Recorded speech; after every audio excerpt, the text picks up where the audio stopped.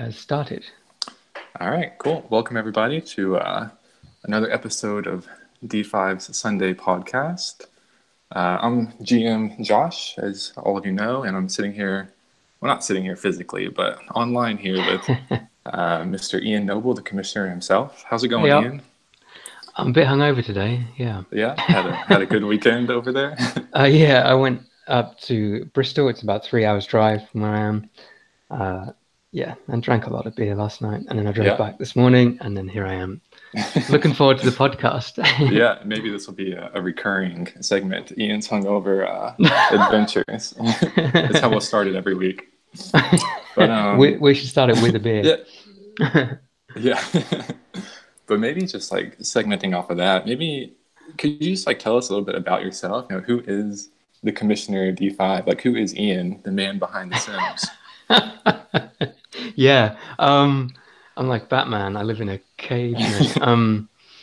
So yeah, what do I do outside of D5 and stuff? About a year ago, I moved out of, like, I used to live very central in London, near the Shard skyscraper, if anybody knows that.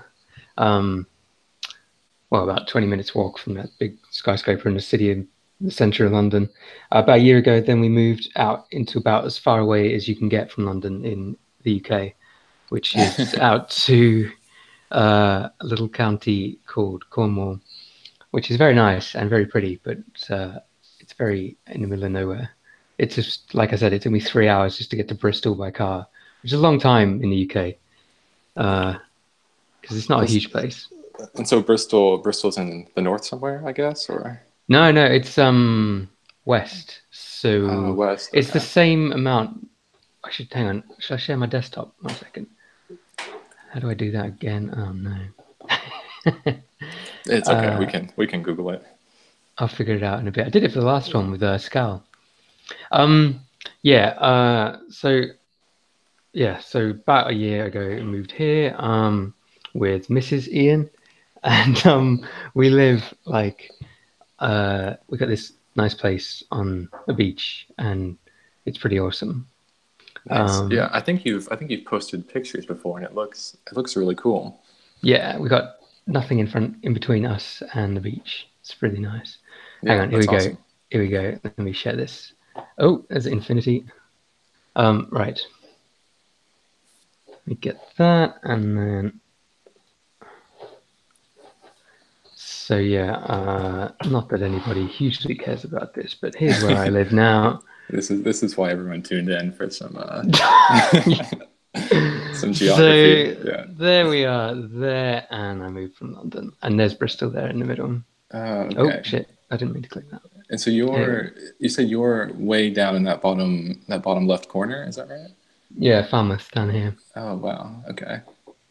And what's your actual address, just for everyone listening? No.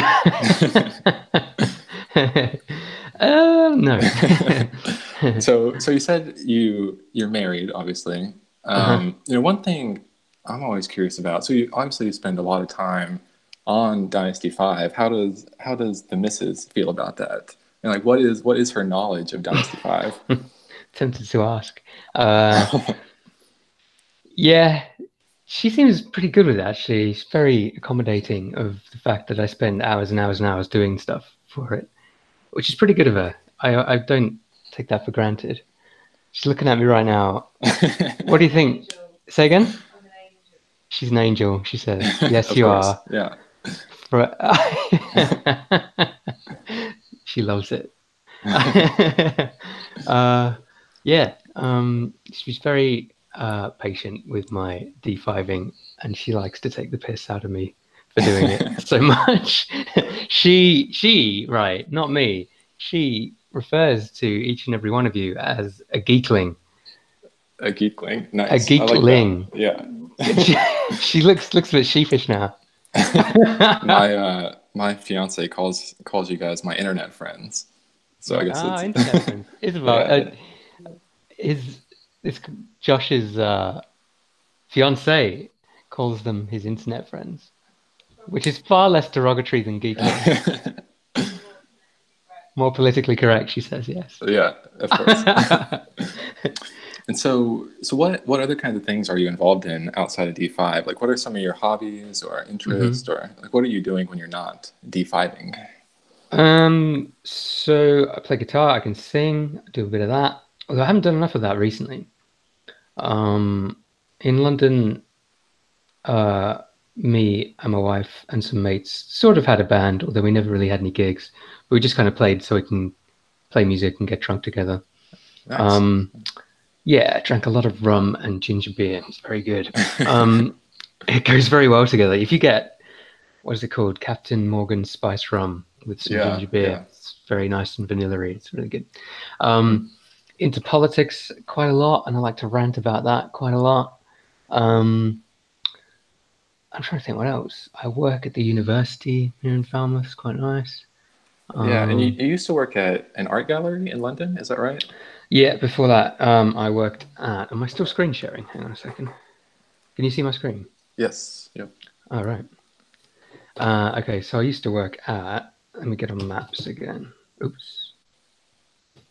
I worked for 5 years at this little gallery in London, which was the oldest gallery in England. Um, it was a nice place to work. I was there for 5 years, and then I went and worked at UCL, University College London. Okay. But yeah, when I was at this gallery, that was my office, just in that little white building on the left there. Oh, Um, nice. I built their ticketing website and things like that, and I was their IT support and things. What Okay. the hell was that? I don't know what that is. That's not in the gallery. That's some random picture. And those look weird. Anyway, there you go. Yeah, that's where I worked for a while. Yeah, cool. Yeah, it So was are nice. you really into art as well, or you just kind of Oh work yeah, there? I should say that. Yeah, I got a degree in art history. I even have a Okay. master's degree in art history, which is why I work in IT. Yeah, that makes a lot of sense to me. Okay. Yeah, nice. Yeah. Cool. Well, yeah. So I think that's a good background for everyone wondering who it is that's actually we're actually interacting with every day. Um, so I guess we're sort of transitioning to actual Dynasty Five. And I know it's a long time ago now, but can you take us back to, when you started Dynasty Five, or when you got into Hmm. sim leagues in the first place, and sort of, how Yeah. did you get into sim leagues, and what made you want to create your own sim league? Yeah. I did a bit of digging because I knew this question was coming. I did a bit of digging beforehand uh, because there was only one sim league that I was in before D5. And that's the reason I got into doing it and decided to make D5. And it only lasted for about 2 months. Um, and I was one of the last people to show up. And I think I got a team. I was the Clippers because I was like the only team left. Hmm. And this was back when they had Chris Kaman at center, Elton Brand, Oh yeah, those Corey guys. Yeah, Maggette, Katino Mobley. no, not Richard Jefferson, Katina Oh, Mobley, that's it, yeah, and yeah, Shotguard. yeah. Yeah, That was and not a bad team, actually. not a bad team, no, early Yeah, Clippers. And yeah. I seem to remember I made like one trade. I think I traded Corey Maggette for Richard Jefferson, and then the league died. uh, but it was so cool because, like, just like you and almost every other GM, I think I'd always wanted to do the management thing. Like football, soccer has, I used to be into that a lot. I used to watch a lot of football, soccer, um, and that had management games. And managing teams is really interesting. So I didn't really have anything like that for the NBA, even though, and I was into basketball, obviously, a lot more. Um, so yeah, when I found that, it was great. Actually, I did a bit of digging. Hang on a second. So I went back. Can you see this on screen? Um, Um, I see your and I, desktop right because I seem to now. remember when this is. Oh, hang on a second. Maybe it's just Okay, got a bit of yeah, lag. now I can see it. Yeah. There you go. Yeah, it's about 5 seconds lag. Anyway, so this is the old D5 that I started way Hmm. back in 2007, and that was in the same month. May 2007 was in the same month as that league that I was in. like folded. Um, and I remember this was Magic Johnson, him claiming the Dallas Mavericks at the Hmm. old D5, this thread here we're looking at. And in this thread, he says, I am at hoopleague.proboard.com. Yeah, So I tried I to find think. that, and it doesn't exist anymore. Okay. There was. I remember because But I was a GM back in those days as well, and it seems like there was a lot of those leagues that would last for a couple of weeks and then sort of fold, and then someone would make a new league, and it was just kind of a continuous cycle over and over again. yeah, But Hoop League, because I was trying to yeah, think and when I joined D5, I think it must have been yeah, from that same league because I remember I think there was someone had posted a link in some league that I was in to Dynasty 5, and I was a bit hmm, late actually, I think, joining compared to other people. really. Did you get the Um, Nets first up? yeah, I did. Yeah, maybe I wasn't that late. I don't know.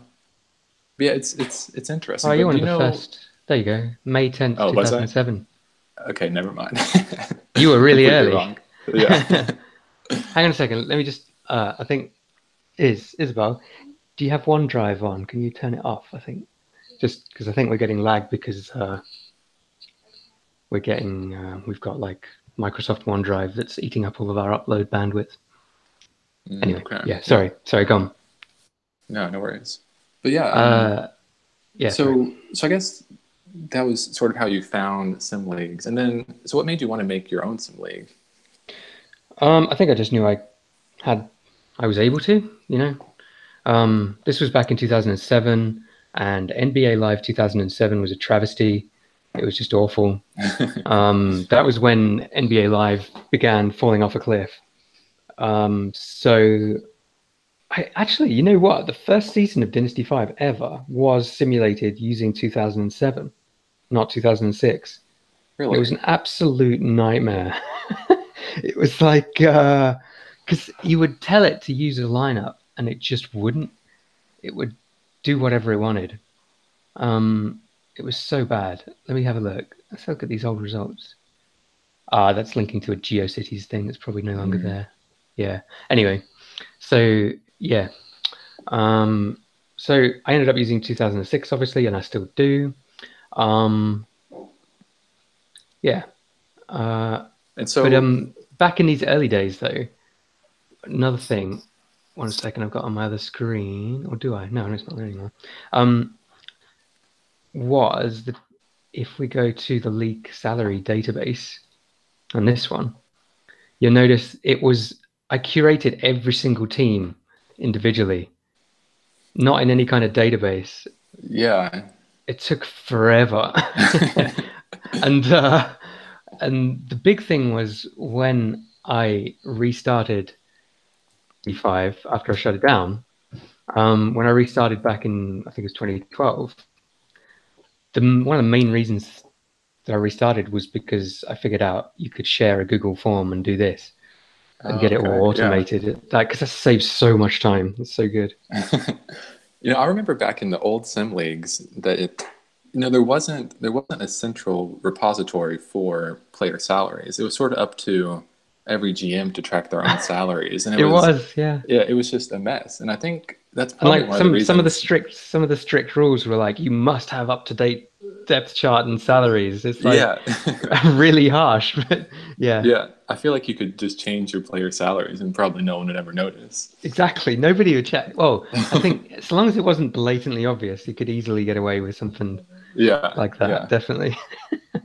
But I think that's probably one of the reasons that D5 succeeded as much as it did, just because you were so organized in everyone's teams, Hmm. and it doesn't. I mean, it doesn't really make sense for each person to be tracking this individually when it's information that everyone in the league needs to know. And I don't know. I mean, like the rosters are almost the most important thing in Dynasty 5, Oh yeah, or in yeah. any sim league. So yeah, Hmm. good work on that one, I guess. I think one of the main things that made it popular, actually, I think is just some of the graphics, like the nice banner and stuff. And Yeah, I yeah. put a lot of effort into just making the color scheme look quite nice, and making a little logo and stuff. And also like on the teams here where you have their logos and stuff beside each one and things. I think that makes quite a lot of difference. It's kind of like an intangible, huge amount of difference that makes, I think. Yeah, I think you had a lot of good ideas like that have now been, whenever a new league pops up nowadays, it's sort of copied from Dynasty 5. Like you've kind of set the blueprint as to what a good league should look like. But yeah, I mean, even like those little aesthetic things like you were talking about, I mean, that's huge to give it some legitimacy. Yeah. Yeah, and I like doing the jersey switches kind of help as well. Yeah, I was thinking the other day. I was on Dynasty 5 and some coworkers were walking behind me, Yeah. and I was like, man, I wonder what they would think if they saw James Harden in this like Denver Nuggets jersey.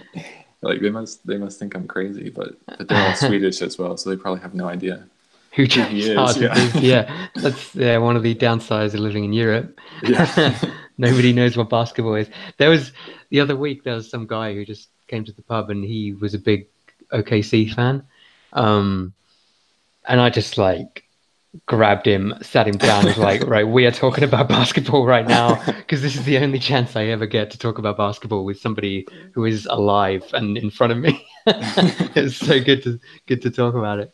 yeah. That's great. Yeah, Hmm. nice. Yeah, so we talked about too maybe in the future doing sort of like a history of D5 episode of this podcast. Hmm. So maybe I'll try to not get too deep into history here in this podcast today. Okay. So maybe we can transition to sort of the current Dynasty 5 and the current state of the league, and just get your thoughts as commissioner. How do you think about the league's health right now as a whole? Hmm. Like what sort of challenges do you see, or what sort of things do you think have been going well? Like yeah, how do you think about those ideas and questions? Yeah. I think in terms of current activity and current interests, we're better now than we have been ever before. Um, and like I do have, and let's have a look if I can get the analytics up. I'll show you guys some of the stats. I mean, not just statistically, but like in terms of GM activity and stuff, I think it's really good. Mm-hmm. I think having this waiting list, even though it's ridiculous at the moment, like there's so many people on the waiting list. Yeah, it's massive. Um, I think it was your idea, wasn't it, to make it a bit competitive, the application process. That was a Yeah, really I good think idea. so. Yeah. That was a really good idea. Um, because yeah, I mean, there's some people who apply who I know are not going to be. I mean, we've only got 30 GM spots, and if one of them gets occupied by somebody who doesn't really know what they're doing and stuff, then it's a real pain. Especially, I guess, given the stupid amount of time I put into it. But yeah, check out like analytics. Just might as well for the sake of the podcast. Like things are pretty quiet right now because we're still in the off season. Mm-hmm. But if we compare, if we go say from this time last year to the previous year, is that going to do that? Yeah. What does it say? If we go by page views, I think that's the best way to do it. Can you see this? Yeah. So the blue line is this year. So we've had 470,000 page views instead of 433. Yeah. Yeah. And I guess stats like that, it's good to see. Yeah, that's interesting. And so Although the the most that little spike. So it looks like July I guess is the most active for off-season free that's agency. off-season free agency, yeah. So Yeah. July 6th, we had 6,000 page views in a day. Um, yeah. So yeah. Huh. Yeah. But Over 30 users. So what is that like? yeah, right. Is it 200 or 20? 200 That's a per user. shitload of page views for each Yeah. person. That's And insane. interesting thing as well is that last season you can see the blue line really peaks around February. Like that's off-season sort of levels of activity in February. And Yeah. and I'll tell you why that is. That is entirely because I posted the thing about the hard cap saying it's coming.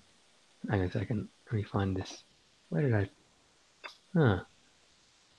Well, anyway, I posted a media center thread Yeah, I basically remember it. saying Yeah. the hard cap is coming down to 175%. These are the implications. And And everyone then freaked out. everybody lost their shit. Yeah. Uh, and just like right through that whole month from when is it? I guess from 10th of February until about, yeah, 20th of March.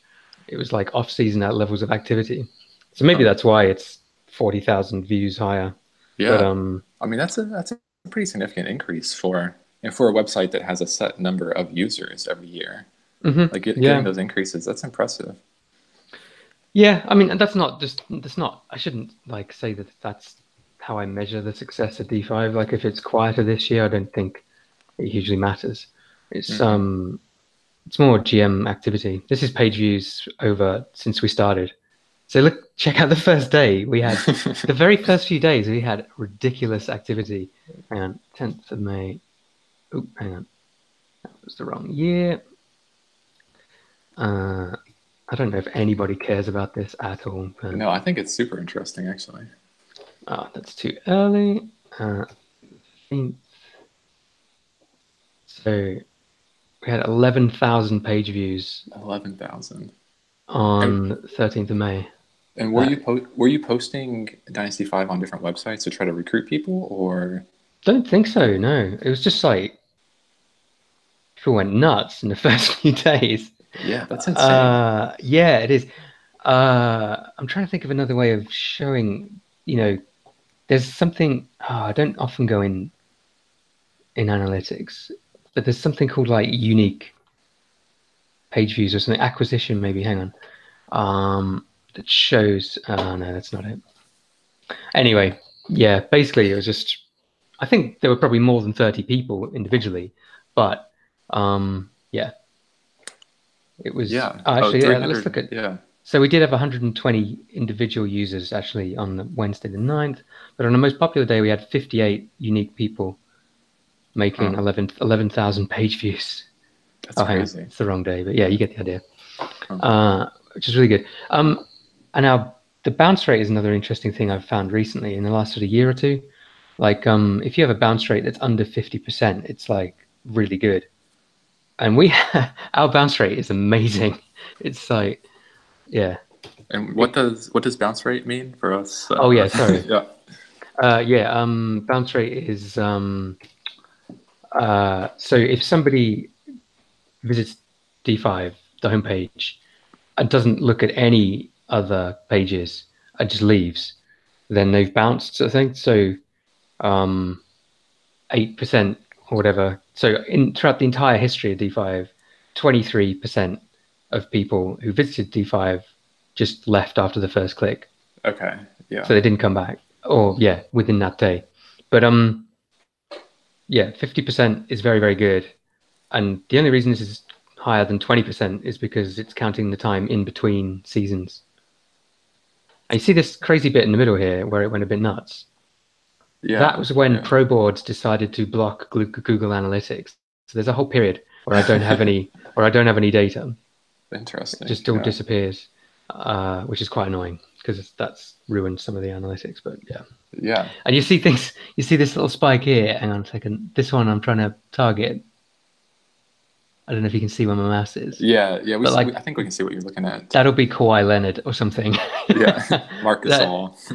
Marcus Gasol's back here, I think, somewhere. Is But he? yeah, Yeah. it's really interesting to see when it peaks and stuff. I find that fascinating. Yeah. That's cool. And so I think we had a question from Kevin Hollis as well as about activity. Hmm. And he said, what are your ideas on how to promote activity from GMs who don't participate or are not very active? Yeah, that's a good question because yeah, That's hmm, tough. Yeah. it is tough. Yeah, I mean, especially like some GMs are pretty not lazy, but just they don't get involved much. Like Blake from Orlando, Blake Bowman, Hmm. it's pretty just tunes out quite a lot during the regular season last year, but then showed up in the off season and did an amazing job with the Magic. Um, but like, yeah, it would be better if he logged on and was more active and engaged with the league. during the regular season and stuff. But he's been a D5 GM for about what 15? I don't know. Just I know we're Yeah. not been going for 15 years, but a Most of very his life, I think. yeah, since he was like 14 and now he's like Yeah. 25. So there's no way I'm gonna fire him. Though I mean, Blake, I'll totally fire you if you. No, but it's like it's really difficult to ever think of letting someone go who's been around that long, which is why it was very difficult for Magic Johnson. Like Magic Johnson did almost nothing for 2 years, and then he just messaged me saying, "I think I'm going to resign," and I was like, "That's fine, Yeah. because you've done nothing for ages." Yeah, it is an interesting question. Like, what is the minimum requirement for Dynasty 5? I mean, it's easy to not destroy your team if you just don't really do anything, you know?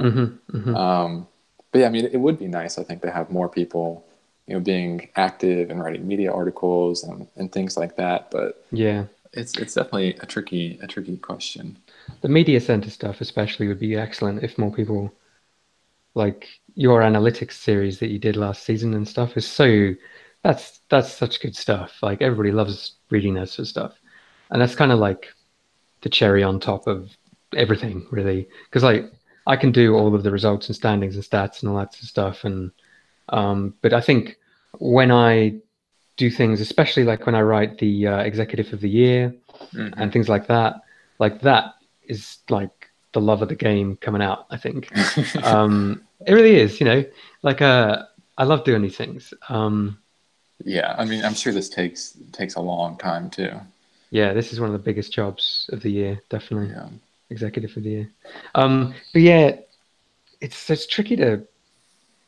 I mean, with I think that the most nasty I've been was with Dan Marley a few years back. I don't know, maybe not everybody will remember him, but probably most will. Um, just because he had posted something like 3 times in the first 2.5 years he was with us, and then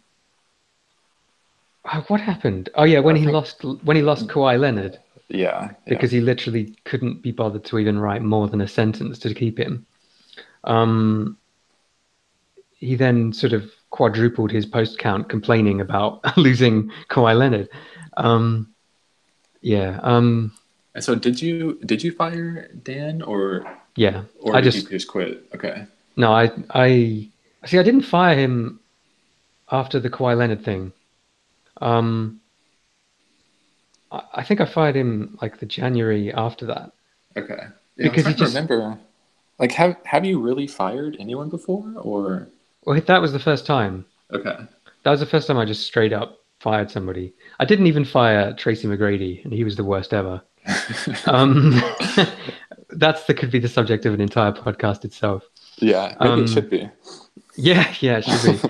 Um, yeah, but I mean, his only real contribution to the league, Dan Marley, was when he got pissed off about losing a player and just became extremely destructive to everybody in the league and was Yeah. being really abusive and stuff. And then I still didn't fire him, and then he disappeared again.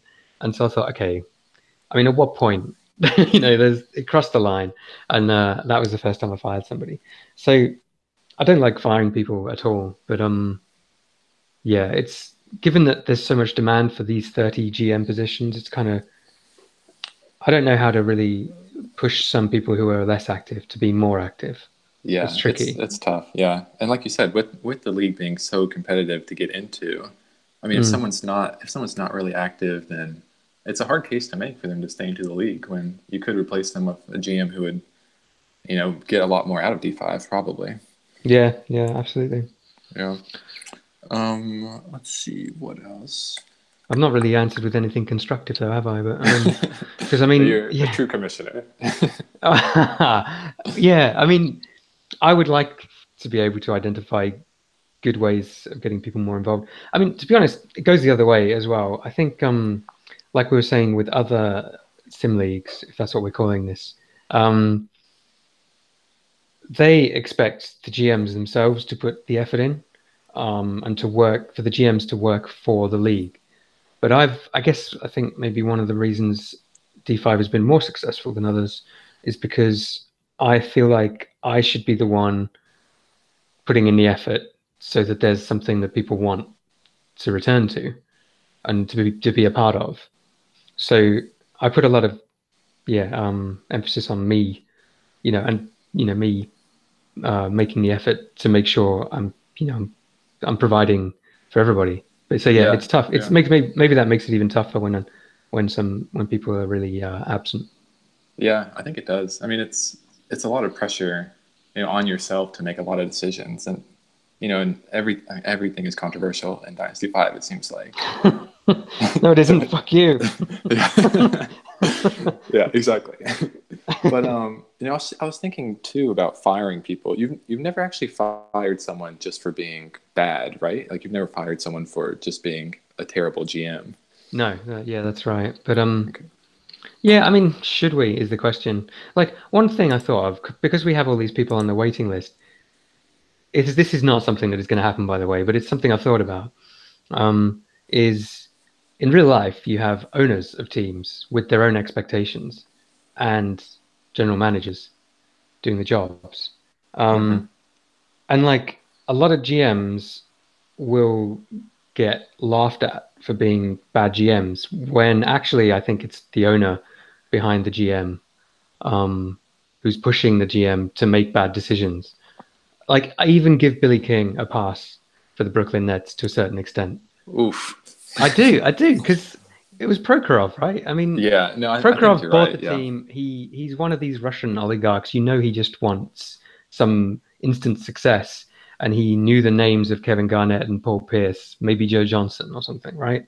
And so he traded, he traded his entire team's future for what 1.5, 2 years of mediocre results. And I think most of us here in D5 are much better GMs than that. Like we know, I don't know. I knew at the time. I was like, well, clearly that's not a bad trade for Boston. And most people, even including Bill Simmons and stuff in real life, he was there saying, "Oh, this is terrible. What a terrible idea." Um, but I think Yeah. us I do think about that sometimes. Like, I mean, it seems like we have some really high quality GMs in Dynasty mhm, Five. I mean, not everybody, definitely, obviously, but a lot of people are really good and they've been doing it for 10 plus years now. yeah. Like, I do wonder if perhaps a lot of us are better than like real Oh, life yeah. GMs. I feel certain that we are, definitely. But I mean, the problem like we don't have though, coming back to this, is we don't have a billionaire team owner above our heads Yeah, yeah, that's saying do this because it's your job. That's what I'm employing you to do. Um, and overruling our sort of ability. Like, yeah, sure, we could go and be GM of the New York Knicks, but it doesn't matter which one of us did it because James Dolan is in charge of the New York Knicks, and so long as he's there, that team is not going to be anything special.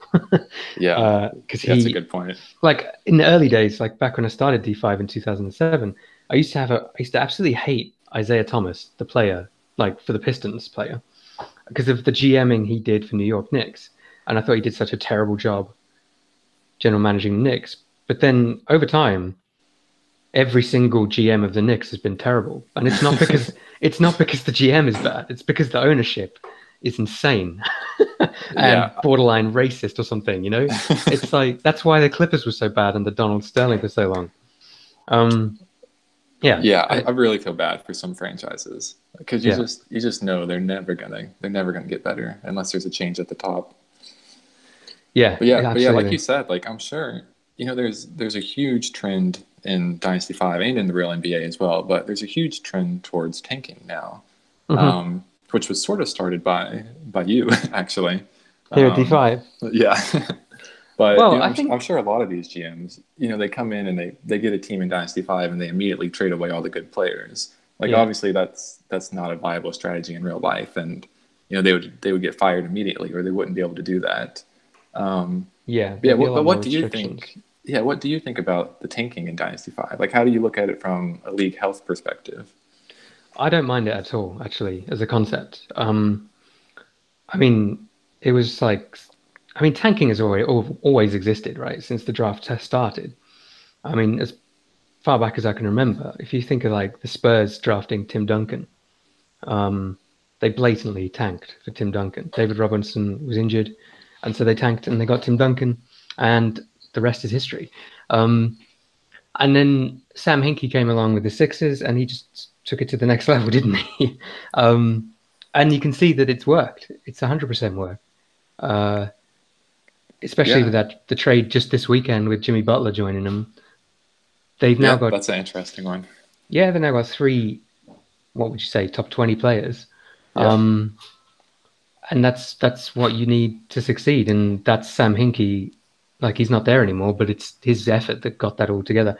Like, the Sixers missed a lot of their draft picks. They got Okafor, Noel, and things like that. They just didn't work out. And were you going to say Fultz there? Yeah.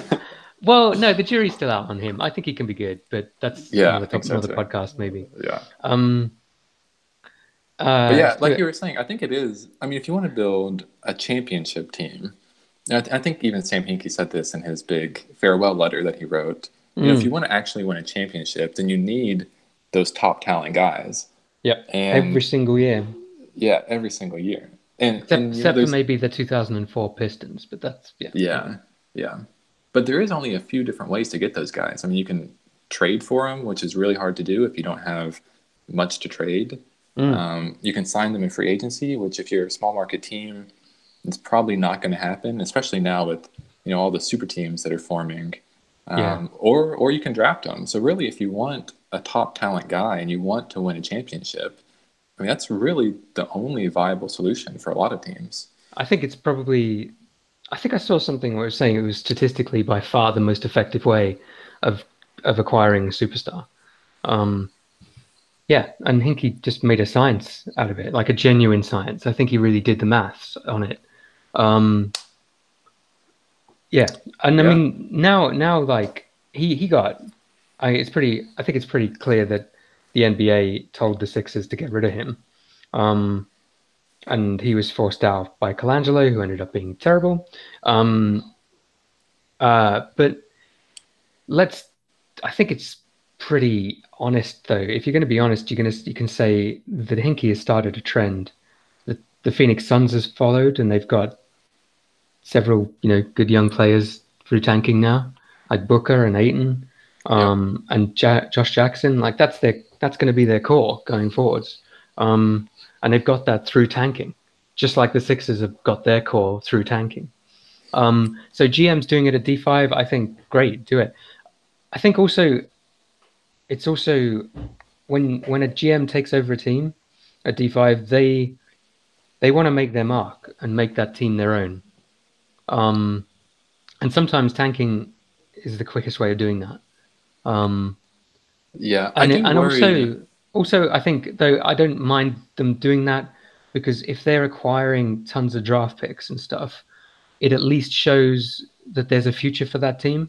Whereas if they do it the other way around, like Tracy McGrady did, and trade what little they have for the declining veterans and stuff, that's just what Billy King and the Nets did in real life. It's just, it's not healthy for the long term of that team that they're in charge of either. So teams tanking for a league-wide thing, I don't have any problems with it. Partly as well because another factor is, sorry to continue on and on, but if you look at like the standings, it keeps things really interesting for the teams at the bottom as well as the teams at the top. So teams at the bottom every week are looking at where they are, saying, "Oh, I just need that many more losses to get like fourth or something like that," and they'll look at that and be like, "Okay, if I can just lose a few more." I mean, it makes it a lot more interesting at the bottom as well. Otherwise, it'd just be, I don't know, it'd be a bit more boring down there. Yeah, I like how you've even modified the standings to post. Don't you normally post like tanking standings or something? Oh yeah, it started off as tankings, but then I thought I'd adopt the NBA's strategy of denying the existence of tanking and just and just called it the full standings. Yeah, just looking the other way there. That's it. Yeah. Yeah, you're like, all right, I've got Embiid and Simmons now. I think I'll just stop acknowledging that this exists. Yeah. Yeah, but we were talking just before this podcast too about the new the new lottery odds that are going to be Hmm. implemented in 2019. I'll bring up Um, Tankathon. yeah, I think that'd be good. I mean, I haven't dug into these too much, but it really looks like it's going to even the playing field a bit for every team in the lottery. Mm. Do you think that will stop teams from tanking as much in Dynasty 5, or do you think it just won't have any effect at all? Um, I don't think it's going to stop tanking. And to be honest, I don't even think that's what the NBA wanted to do. Um, yeah, I meant to think about this before because I had some really good thoughts about this, like this time last year when I heard that they were going to change the lottery odds. Um, there's nothing in here that discourages tanking. The worst thing that can happen is you say, like, if you're the bottom of D5, your Cleveland Cavaliers are in real life right now, and you sim it, and the chances are now highly unlikely that you will get even in the top three picks. Yeah. Um, and it's also, yeah, it's extremely likely that somebody else will jump up. Most of these times you sim it, you can see Cleveland are like outside the top three on most of them. Yeah, it's So interesting. like, It seems like there's not as much emphasis on being one of those worst 3 or 4 teams. It's almost like as long mm, as you're in the bottom like 10 or so, then your odds are like pretty like similar to even the bottom number one team as to getting yeah. one of those top four. Hmm. I mean, even you got 12, 13, and 14 have got a 5% chance of being in the top four, which is 1 in 20 sims.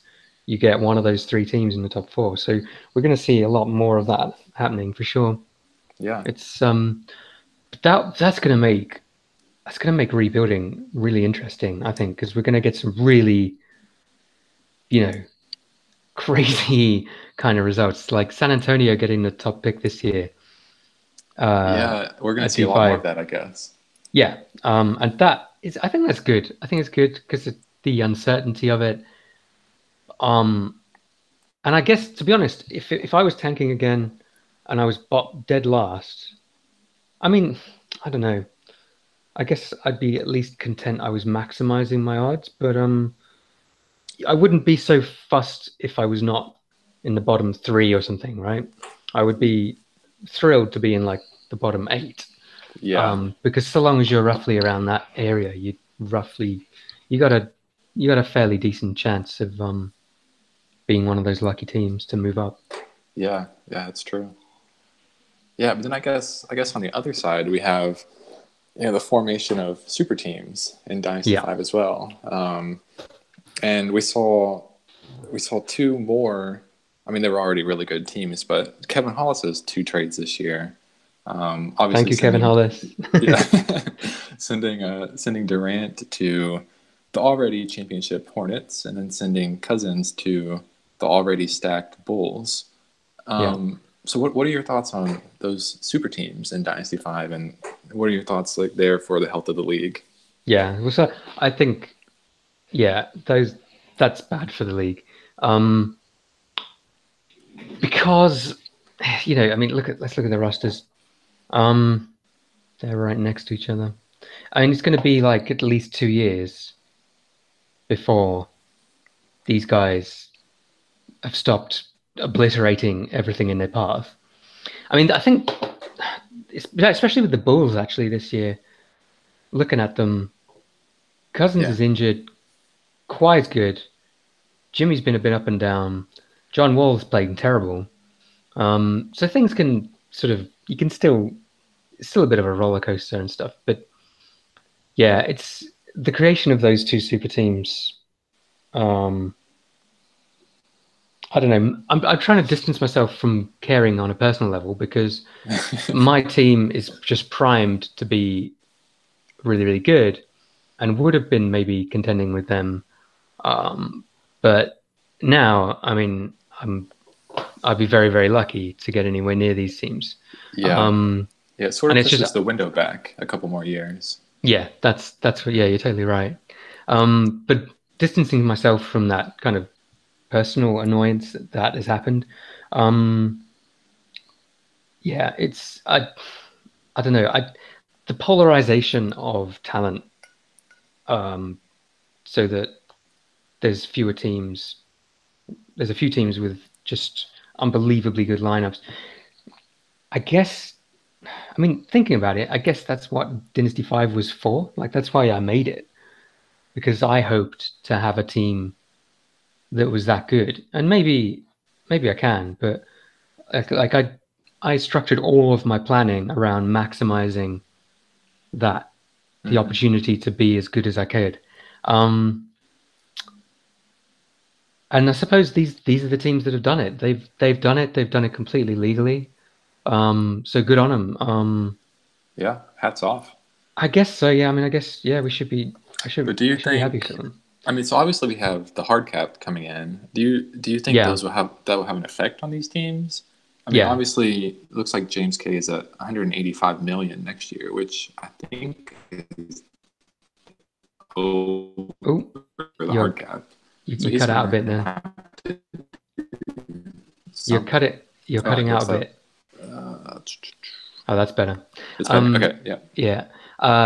So I think the cap is currently projected to be 109 million um this next season. So what is that?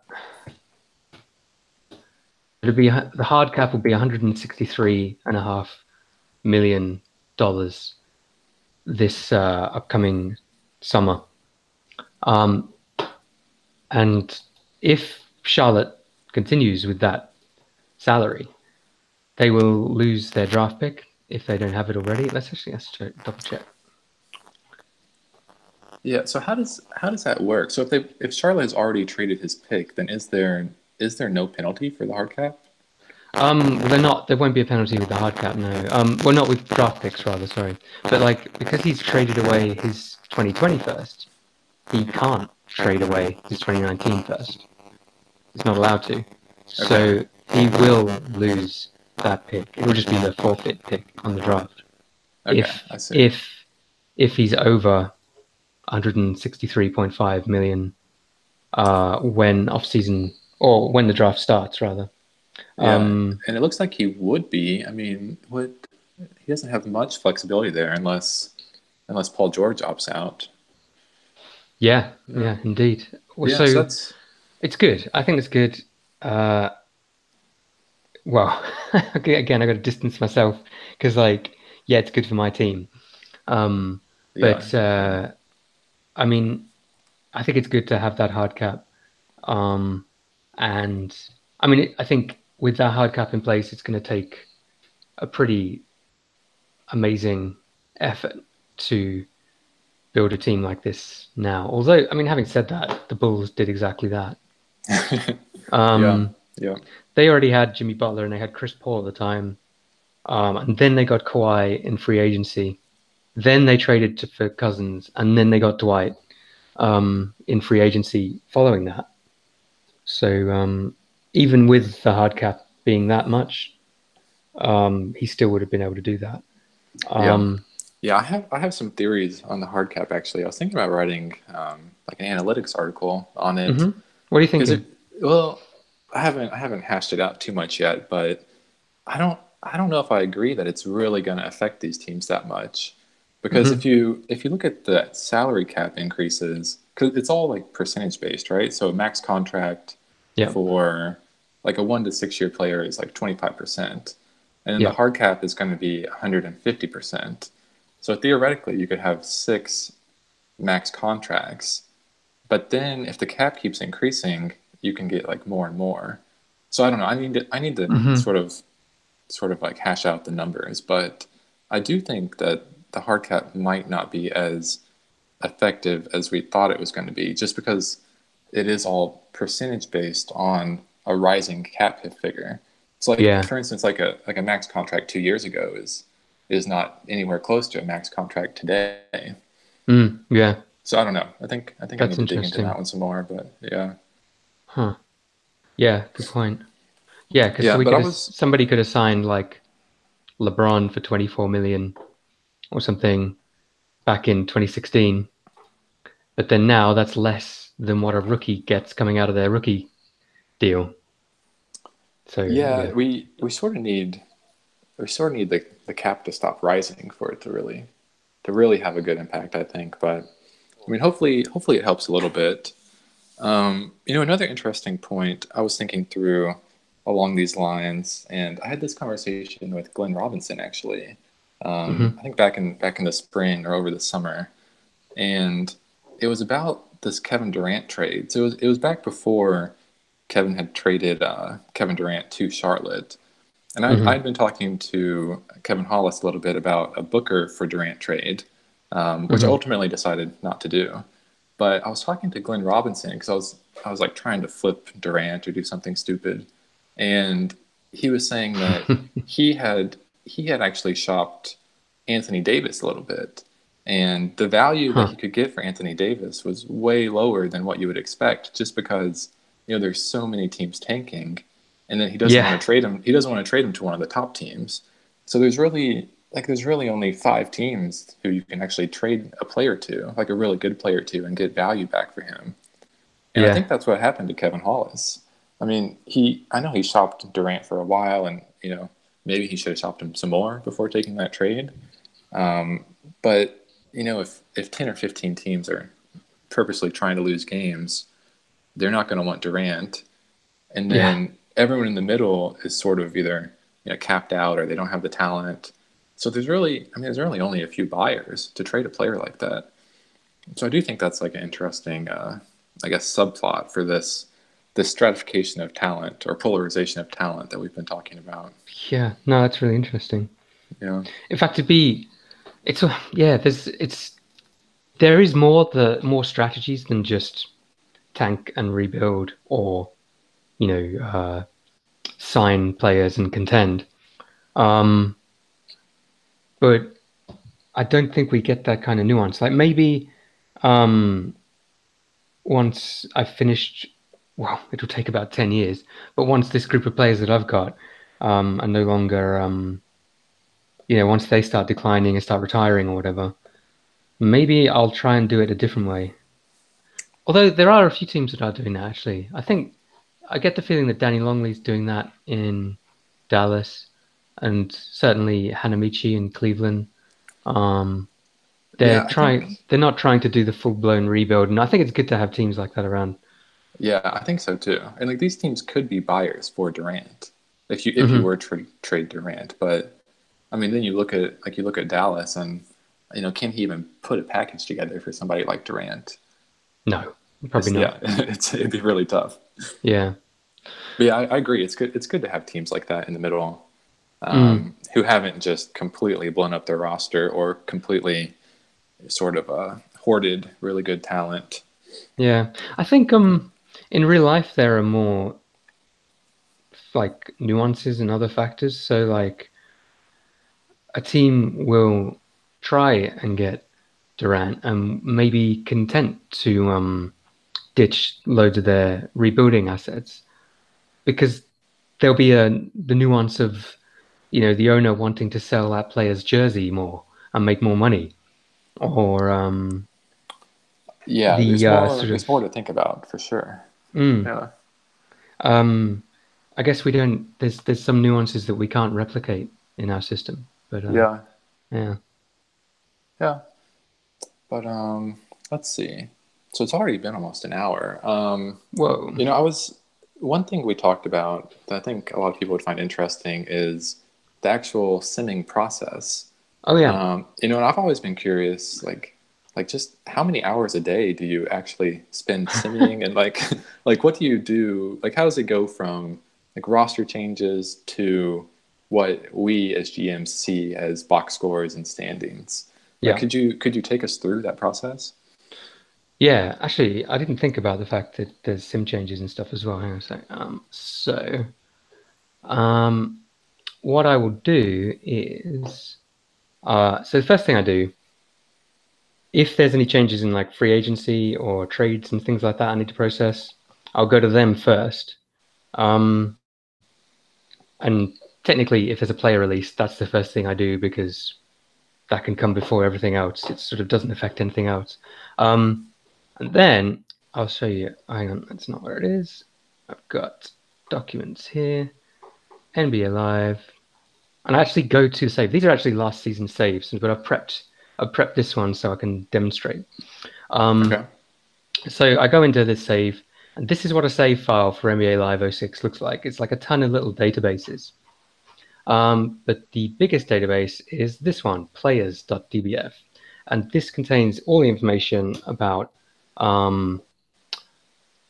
every player's ratings, and the team they play for. You guys are looking at this and you're just seeing a wall of numbers, but this is like me being in the Matrix. I can see, I see this wall. I instantly know that is the player's overall value. That's their overall rating. Field goal, 3-point, free throw, dunk, steal, block, rebound. There's their team. There's their roster position on the team. Yeah, I've been doing this for so long. I know every single little facet of this database. So the way I have it ordered as well, when I look at it, is you can see it's ordered by team. So Atlanta, they are team 0. And then there's team 1, which is me, Boston. And then, funnily enough, it goes then to Charlotte, even though Brooklyn is next. Because when this game started, the New Jersey Nets were the Nets team, sorry. Oh, yeah, that's right. Yeah. So yeah, this is genuinely what I do for every game of Sims. If there's any changes at all, I come straight to the database. Like, I used to do it in game, but I find it actually quicker to just do it from the database now that I know it all off by heart. Okay, so you're saying if there was a trade, you would go in here and change like the team number. Yeah. Okay. Yeah, it's got to the point where I know every team's number off by heart. It's crazy. Yeah. So if there's a change, so in fact, what have we got? There was one. This guy, Tony Carr, Elton Brand wanted to release him. I'm not going to do this. This save here this database here is actually the last day of the regular season last season. Mm-hmm. But what I would do, because it's the Utah Jazz, I'd go down to team 28 in a second. And then look for Tony Carr on there. Oh, I don't think. Oh, yeah. Okay. So Tony Carr is not even on the Jazz yet because he was assigned second round of this offseason. But let's say he was cutting the mighty Georgios Papagiannis. And then I'd just assign him to team number 50. 50 is free agents, and you can see they start right after the Washington Wizards here. Okay. Why is Kawhi? Oh, I also put injured players in there. So Kawhi was injured this time last season. Yeah.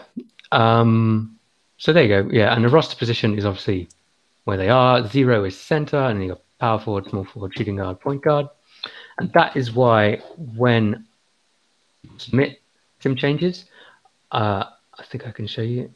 I asked them to label each player 0, 1, 2, 3, 4 because it just makes it easier on my brain to be able to see 0, 1, 2, 3, 4 as the starting players. Also, you have to use OpenOffice to open .dbf database files, but that's another thing. So I will make a change in here. Yeah, and if a player gets traded or something, I'll just change their team name, team number, sorry. So if I wanted these two, if I want Rondé or Markel Fultz on my team, there they are. This shows I haven't processed. Well, actually, I have processed your Markel Fultz trade, but it's not in this database. This is the last day of last regular season.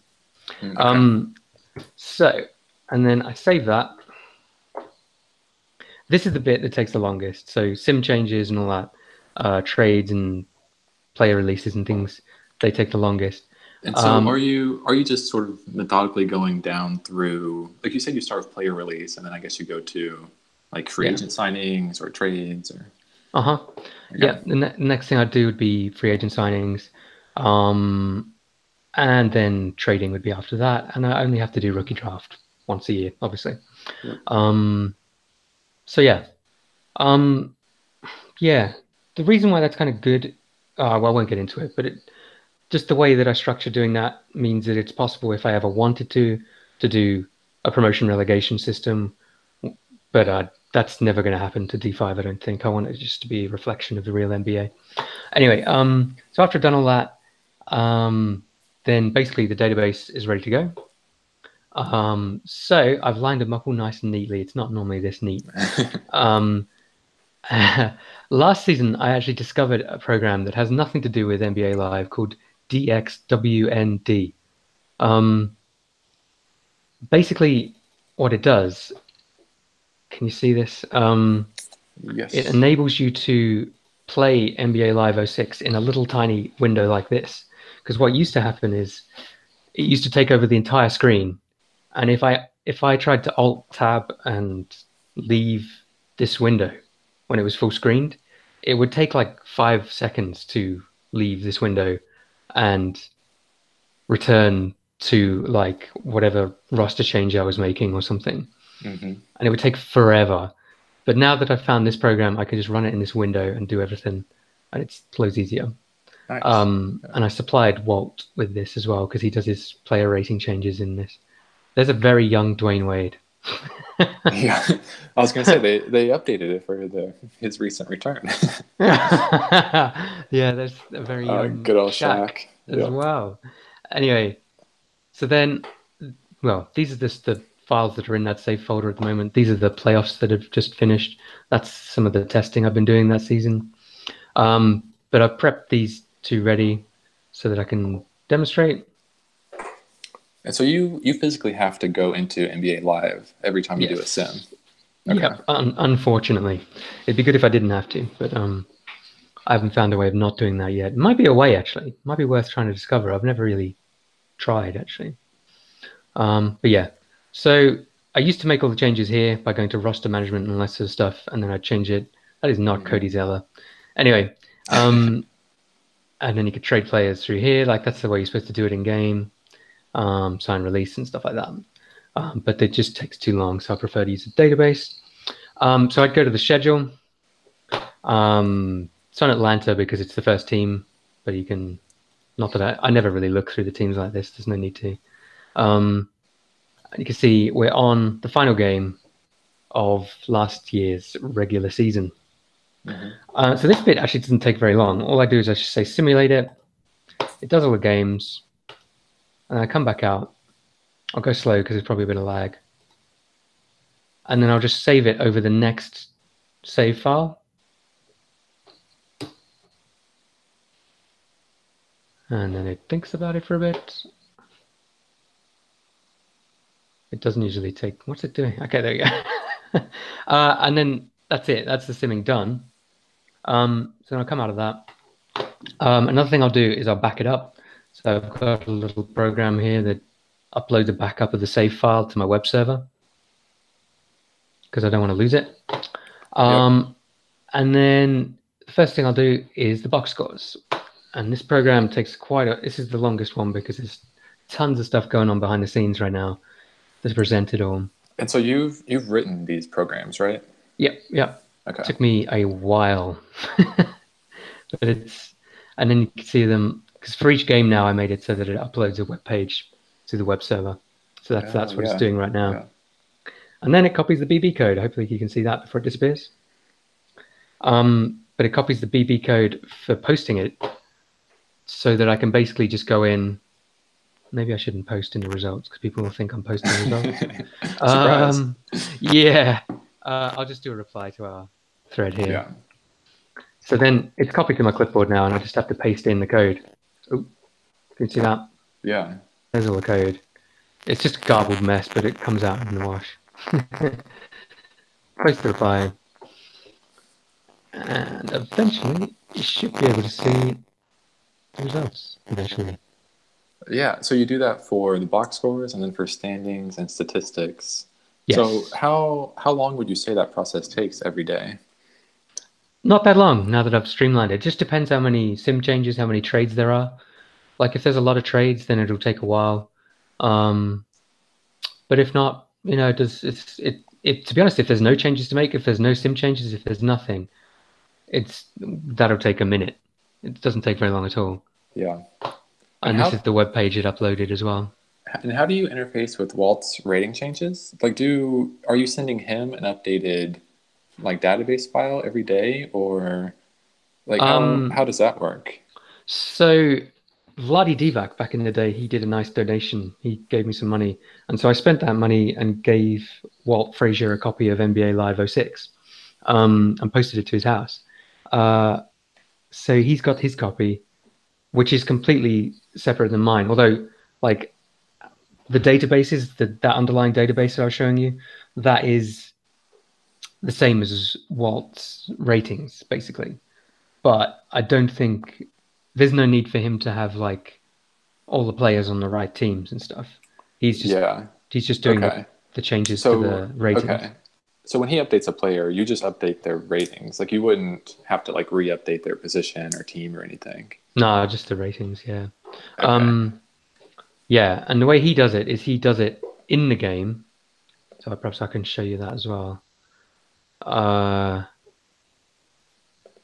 he does it in the game because you kind of have to use the game to do that bit because the game, as you're changing the player rating, the game will update you on that player's overall rating, which is what you're going for. That's what's voted for. Mm-hmm. So you've got to keep an eye on the overall rating as you're doing it. The problem we've come across, though, actually, and it may happen right now. Let's see. This is De'Aaron Fox.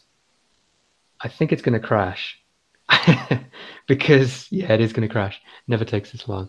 A little progress bar at the bottom has stopped, and the reason that is because the appearance of De'Aaron Fox is corrupted in the game, Oh yeah. which is something I've been trying to fix for a while. It actually hinders Walt doing his rating changes quite a lot, and it's a right pain.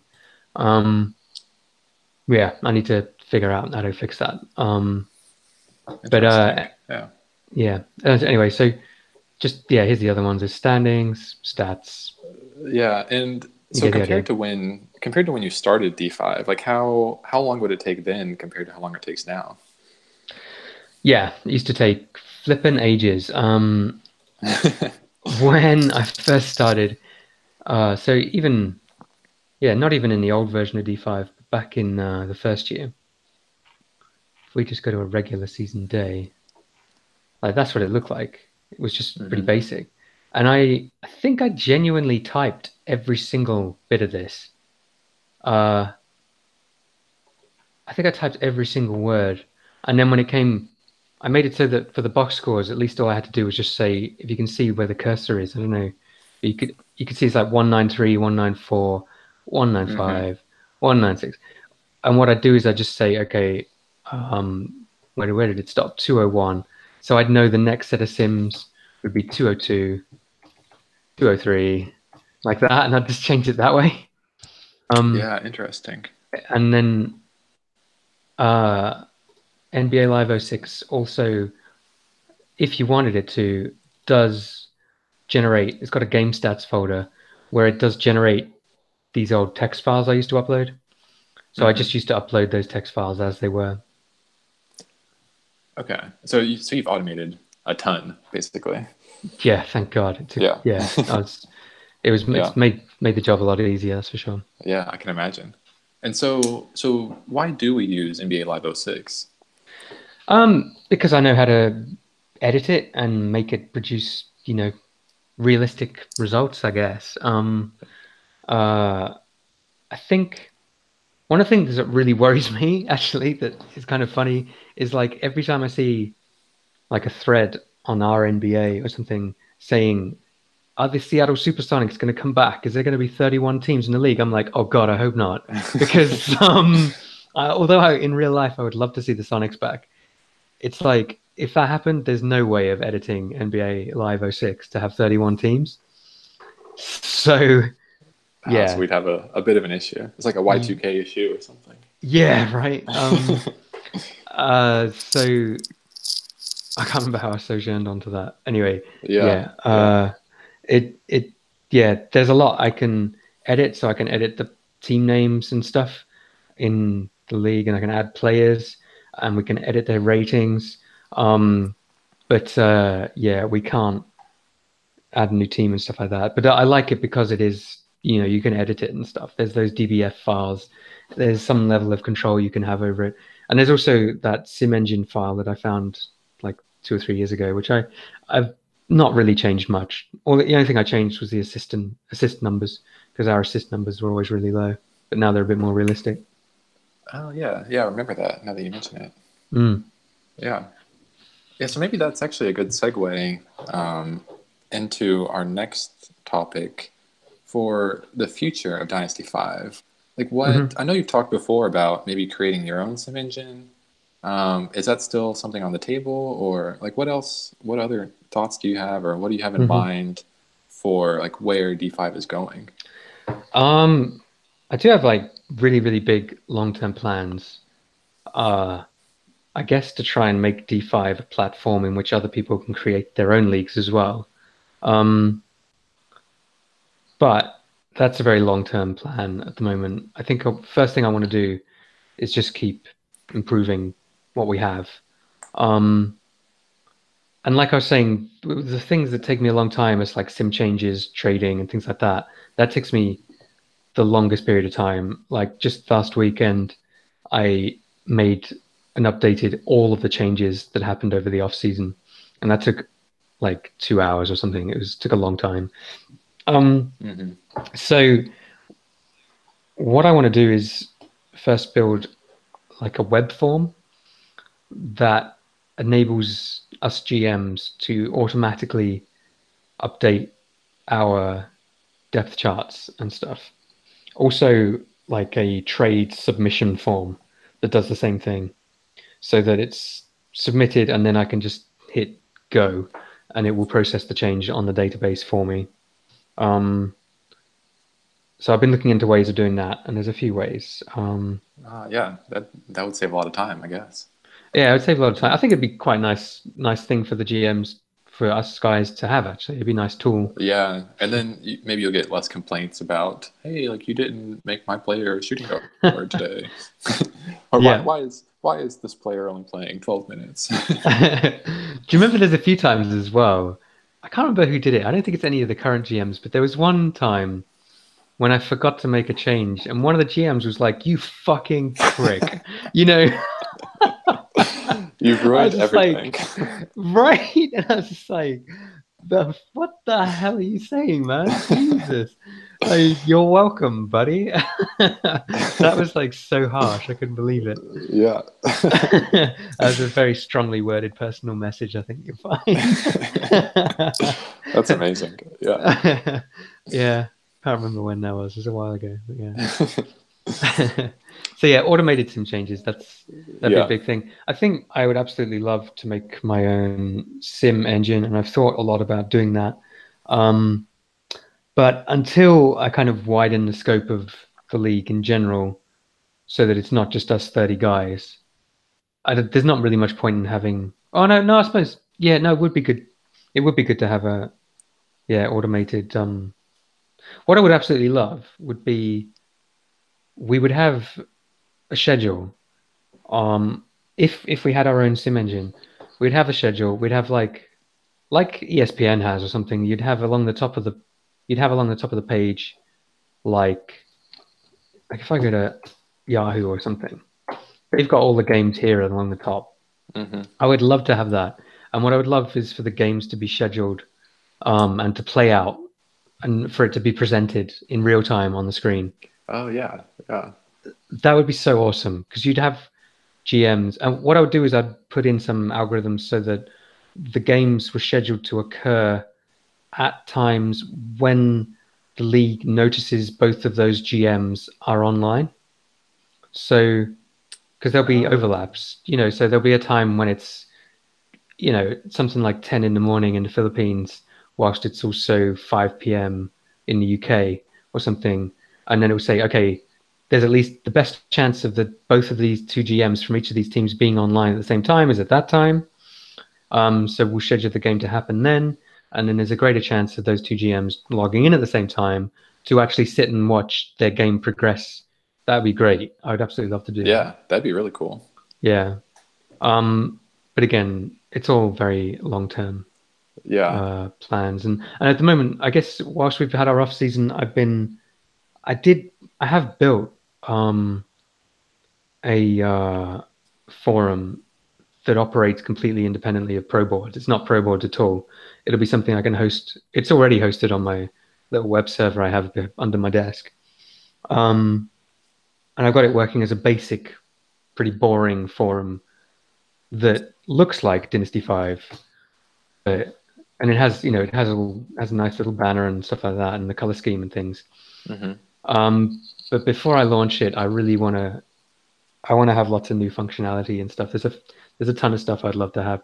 What I would love to have would be like if I logged onto your profile here, and then inside of your profile there would be like I could literally like rank you, and to say like it would have like trading 5 star or something like that. Like everybody loves your trading, and drafting 3 star, or you could have that, and then those ratings would appear just in forum threads next to our names, Oh yeah, yeah. and that would become like a website wide method of ranking the Ranking the GMs. skill of GMs. Yeah, Interesting. Yeah. in the opinion of everybody else, I guess, and they would Mm-hmm. aggregate everybody's opinions, and that would be your ranking. I think that'd be quite a cool feature to add, and that's one thing I want to Yeah. Yeah. So it sounds like you have a lot cooking up, actually. add. So there would Well, be yeah, I probably said too much. I didn't want to say it all. no. I mean, But is there any more? yeah, there is. But I guess I'll Yeah. stop there. If I told you any more, I would have to kill you. We don't want that. So, um, yeah. I mean, I have maybe one more interesting question, but maybe before we do that, let's just go into the thread and see. I mean, I think we missed almost everyone's question actually, but let's We just got see Kevin what. Hollis's Yeah, we got Kevin Hollis's. Um, but yeah, let's go through and answer some of these. favorite and least favorite GMs. That's a hell of a question to ask, Scal. So my least favorite is Brian Scalabrine. Yeah, same actually. What an ass! Oh my god, I'm Brian Scalabrine. Yeah, ooh, Um, I do podcast. we love you, Brian. Okay, so who are my favorite GMs? Oh, that have left D5. Okay, I didn't see that have left. Okay, well that makes it a bit more diplomatic, maybe. Okay, my favorite then. Let's think. That's tough. Um, I tell you what. Uh, Mad respect for where is he? Uh, the very first GM of the Charlotte Bobcats. I thought he did a great job, and I was Was really it Lucas Lucas something? Lutkus, yeah, from Yeah. Brazil. He did such a good job. Well, I mean, he was the very first tanking team. Like I was not the very first tanking team. He was, and Glenn Robinson, I think, was before me as well. This guy amassed a ridiculous number of draft picks, and it's kind of hard to look back now because we don't have. I never record draft rights. I don't have Hmm. the older versions of them. I don't think, but he had something like 15 first round picks, and yeah, I think he did such a good job. But it was so easy to get loads of picks back then. Yeah, he sort of did it before it was cool. Yeah, yeah. And his team came to fruition a lot, I think, in 2014. Yeah, and he got Wiggins that year, or rather, James Kay got Wiggins. Yeah, and then Um, won the championship the next year. yeah, he did, didn't he? God, that's a good Yeah. point. Um, did Charlotte have? I got James Jones. I think James traded away some picks as well to solidify that team, and then they won the championship. So Hmm. James took it from there, and he did a good job as well. But the foundations that guy Lucas built was fantastic. And then one season he just disappeared. Um, I guess he was with us for 1 year by the looks of that, and he did a good job. Yeah. So Yeah. he was good.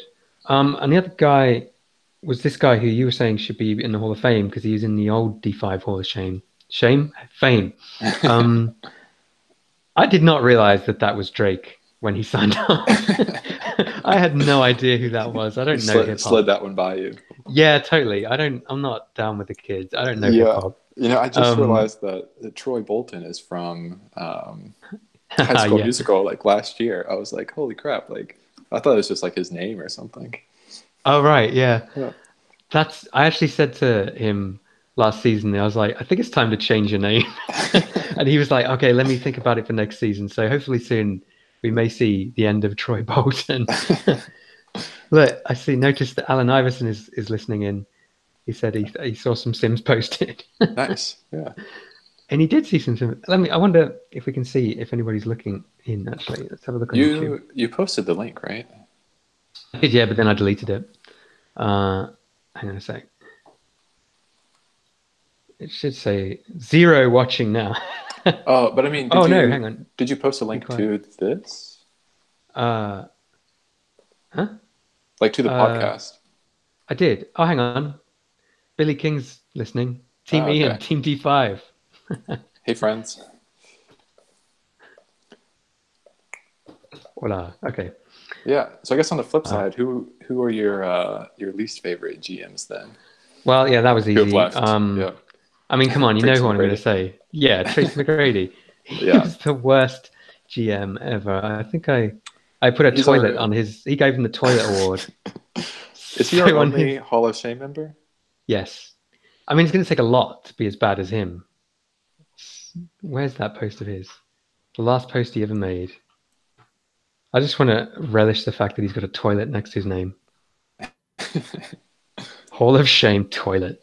Oh, that's amazing. Yeah, he was such a pain in the ass. Oh my god! Like not just because of he's a bad GM and he completely obliterated that team.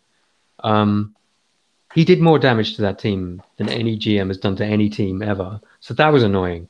But Yeah, he was it's rough. annoying. He was He annoying. traded away Karl Anthony Towns essentially, right? For like Vince Carter or something, Let's have a look.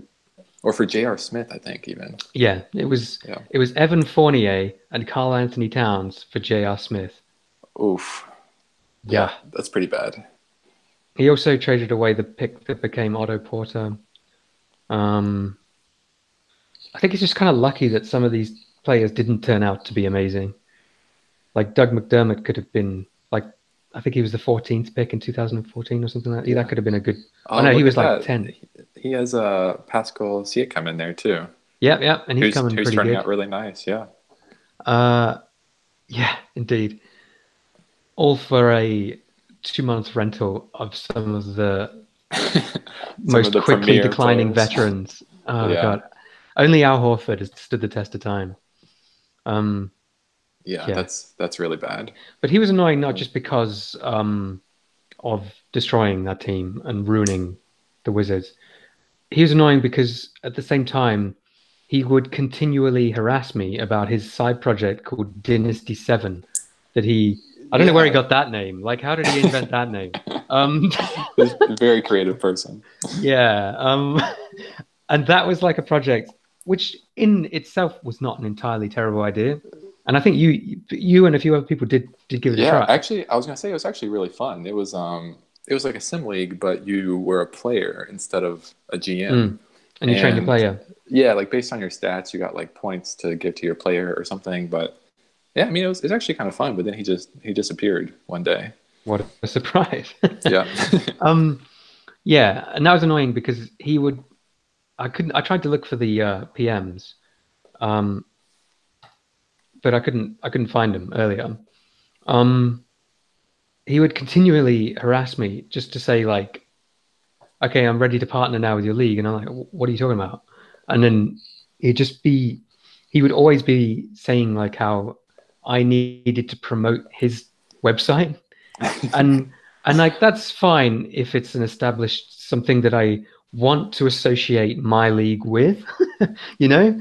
But when he was doing that, I was observing this team just falling to pieces, um, yeah, and and I had no guarantee that this Dynasty 7 thing that he was starting was going to be anything long term, and lo and behold, it wasn't. Um, yeah, and yeah, so he just continually harassed me saying, "Why are you not promoting me? What are you doing?" and stuff like that, as well as destroying his team. He was just like so bad on yeah. so many levels. The infamous double whammy right there. Yeah, he was. So there you go, Brian Scalabrine. That is the definitive answer. I mean, I think that's why I take such enjoyment in reading this thread, actually. I Yeah, I come back like to it. this thread Yeah, every now and again and just edit it because it yeah. needs editing just to really. Yeah, he was so annoying and Yeah, terrible. if you ever think that you made a bad trade, just go into that thread and console yourself a little bit. Seriously. It could be worse. Oh my God. And right, I didn't even fire him. How good am I? Yeah, How you're too annoying was kind. he? And I still didn't fire him. And he totally should have been fired before he did so much damage. Yeah, definitely. Yeah, so then I guess George Gervin asked, what trade Ah, would you like to see your real life Celtics make? yeah. Okay, I got stuck on that. I don't know. It's tricky because, like, well, the one thing is, what I find actually weird is that often when I support a team of any sport, I'll get really annoyed because they'll make trades and stuff, and I'll be like, well, I no longer really like that roster anymore. Yeah. And of course, because I don't live in the United States, like I don't have a huge tie to any one geographical area or team in that sense. Um, yeah, and that goes back to like when I first got into basketball, Michael Jordan was just winning his first three-peat. So I was a Bulls fan, but then I realized it was a bandwagon, so I jumped off. How good is that? I thought bandwagons were crap when I was 10 years old. Um, and became a Charlotte Hornets fan because I loved Alonzo Mourning, Larry Johnson, and Muggsy Bogues and all that lot. Oh yeah, definitely. But Yeah. then all of those players left. They were traded away and stuff. And I still was a Hornets fan, but I was like, I mean, yeah, Glenn Rice is good, but he's not those guys. So, but the weird, okay, this is a very long introduction to what I was going to say. Sorry. That amazingly, Danny Ainge has done nothing but good for the Celtics over the last 10 years or so. I think most people can agree, right? Um, from luckily, I was supporting them before the Kevin Garnett trade and stuff, but that happened pretty soon. Because, like, yeah, anyway, I became a Celtics fan sort of 2003 when I got back into basketball, when I was able to actually find out stuff about basketball because the internet caught up. Um, because there is no basketball on telly in England. In Australia, there was, so I could follow it, but in England, there was nothing. Um, so I had to wait for the internet to catch up. And when the internet did catch up, I thought the Bobcats was the worst team name ever, and I didn't want to be a Charlotte fan anymore. Yeah, So I completely awful. Yeah. started supporting the Celtics. Um, so then they got yeah Garnett and stuff. But the thing is, yeah, Danny Ainge has not done anything wrong at all. So it's hard to say what would I like him to do because he's already done what I wanted him to do. Um, I Yeah, it's guess hard to if he find could any give, fault. yeah, indeed, yeah, I don't even know where to begin. I guess it'd be better to have a nice big man, like trade for Joel Embiid. I don't know. But yeah, that's a tough one. I don't know. Yeah. He's done so much. Danny Ainge has been the perfect GM over the last few years. So I don't know. Yeah, everything he touches just turns to gold, it seems like. Well, I think he just he recognizes situations like Billy King being pushed to make ridiculous trades by a team owner and just exploits that situation. I think he's certainly done a lot of that. Yeah, Yeah. which is a lot what we do here at D5, I think, sometimes. Yeah, I was gonna say, yeah, that sounds familiar. Yeah. What was it? The old, I won't say. There was a GM that was in the league for a long time. He's not anymore. But every time a new league started up that I'd try and be involved in, I would just like I'd be like, okay, so who's this guy got in his team? Because I know I can get the good players Yeah. I think from I this think I know guy. which GM you're talking about. Maybe. I don't know if you do. I Oh, don't know. okay. It's not an So obvious. It's not an obvious okay. one. Never mind. Yeah. They're not in D5 anymore. But yeah. Okay. Yeah. All right. So you just trust Danny Ainge blindly. I like that. Well, yeah, he may end up making some stupid moves and stuff, but Yeah. uh, I Yeah, we don't. I have. mean, he just seems like a very good GM, and I'm glad we've got him. And I'm glad. You know what I'm very glad about? Probably the best move he made. Even no, actually, sorry, the Brooklyn Nets trade was the best move ever. But the best move ever as well was getting Brad Stevens as a coach. Because how good is he? Oh man, he's incredible. Yeah, Yeah. it's Brad Stevens that really like. Yeah, you a player like Terry Rozier. Let's assume he's on the Orlando Magic or something in real life. There's no chance he performs like he does in outside of Brad Stevens' system. Or I Yeah. mean, I think he's very good. I absolutely love Rozier. But I think Brad Stevens' system takes players like Terry Rozier, like he did with Isaiah Thomas, Jay Crowder, and he elevates their status just purely from playing in that system, so that when those players leave that system, they underperform in a way.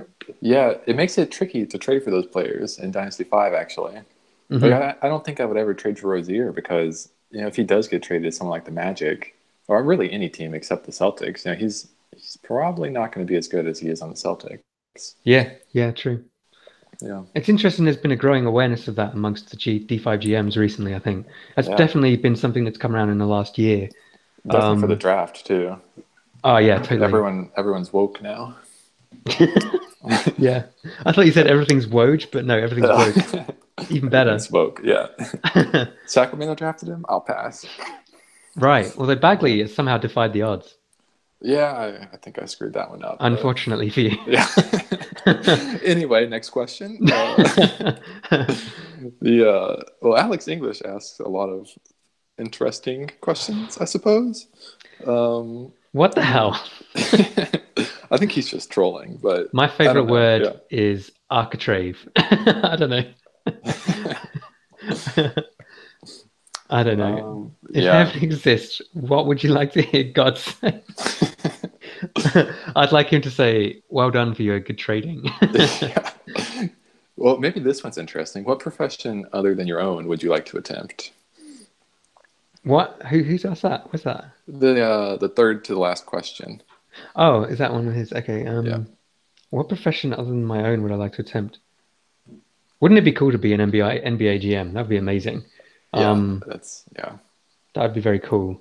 But yeah, at the moment, I don't know. I guess I'm a bit in a weird spot professionally at the moment because having moved to Cornwall, it was my wife who got the job here. So she got the job doing what she does, which is teaching.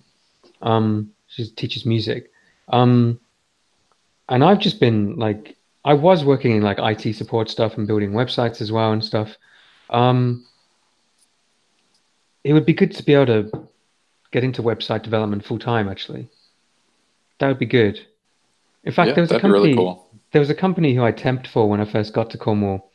Um, this time last year, just before Christmas, for 3 months I temped with them. And in September, they tried to, it was very nice, it was very flattering. They tried to poach me from the university where I'm working, um, and try and steal me so that they could put me into what they called was a web development role, because they know that's what I wanted to do. But then I took a look at it and it was no web development at all. It was just, it was using, it was basically just being given content and almost copy and pasting it in as a job, which was Yeah, just, yeah. I mean, that's not career progression. That's career No. regression. But they kind of they tried to steal me from where I'm at the uni. The university here is so good to work at. Um, I even though they were going to pay me more, I thought I'd stay at the university because yeah. But that Yeah. was in it was at least doing stuff with websites. But then my current uni role, I do stuff with websites anyway, so just the same amount really, and they pay much better. Well, yeah, they pay the same, and their pensions are amazing. Yeah. So web development. Yeah, that sounds like it'd be good for D5's future, at least. Yeah, yeah. I mean, that's my hobby anyway. Yeah, true. I've got Yeah. this little web server under my desk, running Ubuntu and Linux Ubuntu, and yeah, it is currently working as a web server, and it could host D5 now, but I want to make it really good first. I want to Yeah. introduce lots of different functionality and things. That'd be great. Yeah. Nice. Well, I think the last question is maybe the toughest one It uh, is. from our friend Hanamichi. What, or kindly ask this, sir, what is an NBA simulation league? Well, that's a good question, isn't it? Yeah, it's tough. I don't know. I mean, the thing is, are we a sim league? I don't know that we even are. I mean, I guess we are. I don't know what Are else we? would be. Okay. I don't know what else would. I don't. Yeah, I've never really understood the classification of stuff like that. Um, so it's tough to answer, really. Yeah. I mean, the way I like to see D5 being different from most places is that not all of us, but a lot of us kind of like to make it a bit like a role play sort of atmosphere in a way, and make it semi realistic as much as possible. And I think a nice difference between this and like ESPN fantasy stuff is that we keep our teams, and the changes that we make now will always be there next season and all the years in the future. And it's like, yeah, it's almost kind of like, how do I describe it? I think it's really good because you're building something. Yeah, there's a lot of ramifications for your actions down the hmm road, hmm which you can't. Yeah, you can't really get that in other types of leagues. Before I'd heard of the word simulation league, I called it a legacy league because the stuff that you did had a legacy. So the team you leave behind is passed on to someone else anyway, and the implications of your actions will continue all the time. But I think that's good for making people invested in it because, yeah, it's like I remember when my wife was gardening. This does relate. She was gardening because she was like, "What I love about gardening is the work she puts in, is the literal fruits that come out of it, right? Like she was growing like tomatoes and stuff, hmm and the more effort she put into that, the more it sort of bore results. Um, and I think that's what separates us from some of the leagues or some of the pre-existing fantasy stuff where you just drop a player, pick up a different one a different week and things like that. Because you actually, it's something that you're invested in and you can build over time, like literally Yeah, years. you're kind of creating something. Yeah, yeah, um, yeah, and that's why I don't make a trade unless I'm damn sure I'm doing the right thing, because hmm I put so much like emphasis in my life on this. It's like really important to me, and I think that's true of a lot of GMs in D5. Yeah, I think so. I mean, I've lost sleep over trades, honestly. Oh It's man, me too, me too. yeah. Like, and the thing I tell you what, the thing that like people say that I'm a good trader, and the thing that made me a good trader was trading away Russell Westbrook in our old D5. Never again. It was basically what I wanted, was the gist of what I thought, basically. Yeah. Trading away Russell Westbrook for OJ Mayo. Ooh. I Yeah. mean, come on. It's just awful. I mean, it's so painful. And it's not like there was no signs that Russell Westbrook was not going to be great. Like he looked amazing when I traded him. And I knew that. And I still traded him because I was like blind. I just like, oh, well, I need a proper shooting guard. And it's like, that's insane. Um, so that balls up informed absolutely everything I'd done since. I never want to make that mistake again. Yeah. So yeah. I do feel like I think a lot of GMs have had that experience where like they've done something wrong, but they've learned from it. And now, the current state of the league, it's sort of hard to like rip somebody off or make a trade that's like Yeah. really one-sided because everyone sort of knows what they're doing now. Yeah, totally. Yeah. People are too good at it now, Yeah, I think so. which is a good sign as well. Yeah, no, I think it's good for the league for sure.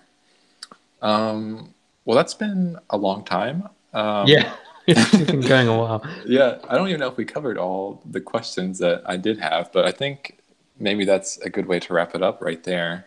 Yeah, nice one. Um, Thanks for doing this, Josh. This is really yeah, cool. for sure. It's Yeah, really nice to be able to be asked questions, actually. It feels good. yeah, definitely. Yeah, it was a lot of fun. Any final thoughts from you or? Um, one of the questions that you had lined up that we didn't cover was off-season free agency, but I think we can do that some other time. Because there's a lot to talk about with that, I think.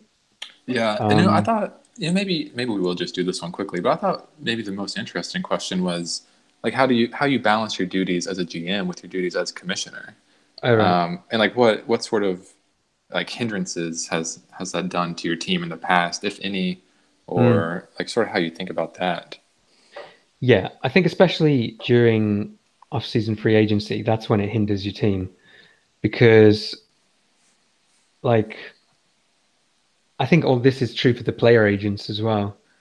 It really, the amount of effort and time that the player agents uh, and and me put into off-season free agency is so ridiculous um, that you like I really find it difficult to find the time to create my free agency pitches and stuff like that. So I think Hmm. in the past I might have lost out a bit in free agency. It does. There's definitely that side to it. Um, but then again, I think on the other side of it, there's probably like loads of little intangible positives of being a commissioner or a staff member or something. I'm trying to. I mean, there shouldn't be, obviously, but like if I don't know, I'm trying to think. Yeah, I mean, I guess you do have a little more access to like information I compared to do, just a yeah, normal GM. yeah, but yeah, I don't know. It's hard to say, but if anything, the work though that the off season requires is a hindrance to being a GM for sure. Um, yeah, Yeah, uh, that's true. I think some other player agents might have expressed that this year as well. yeah, totally. Yeah, I it think the is big tough. downside to being commissioner is, sorry, the big, this is not really part of it, but the big downside to being commissioner is if my team overperforms, I don't like that Hmm. because I don't want people to think I'm cheating or something.